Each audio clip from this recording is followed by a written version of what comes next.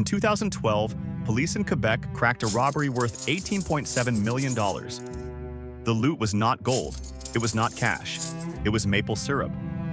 All over the world, a few foods get guarded, hidden, and stolen exactly like drugs. Locked in vaults, run across borders in the dark.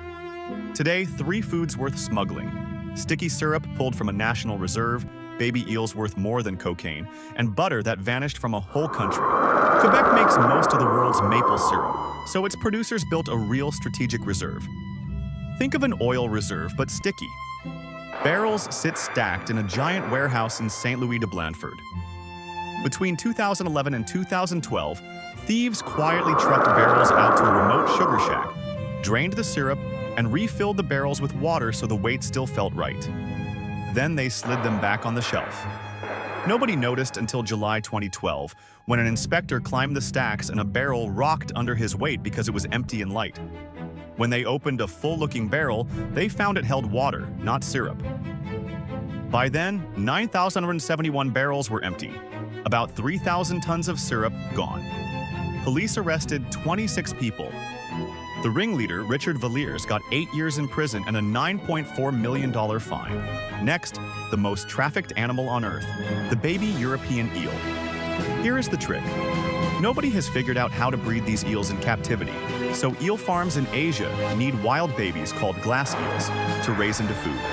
They are see-through, thinner than your pinky, and worth a small fortune. On the black market, they have sold for thousands of euros per kilogram, at times around 6,000 euros. By weight, that beats cocaine. In 2010, the European Union banned shipping these eels outside Europe because the species is dying out. And that ban is exactly what created the smuggling. Gangs scoop glass eels from rivers, pack them in plastic bags with ice and oxygen, and fly them to China hidden inside luggage. Europol says about 100 tons still slip out of Europe illegally every single year. Last one, butter. In late 2011, Norway simply ran out. A rainy summer cut how much milk the cows made. And at the same time, a low-carb, high-fat diet craze sent butter demand jumping 30% in a single month. One company, Kind, made about 90% of Norway's butter, and shelves went empty within minutes of every delivery.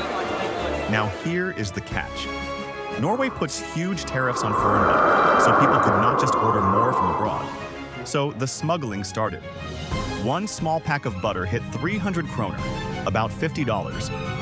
2 men got caught sneaking 250 kilograms of butter across the Swedish border. Another smuggler, a Russian man, was stopped with 90 kilograms. For a few wild weeks, butter in Norway was a border-running black market good. So there it is. Maple syrup locked in a vault.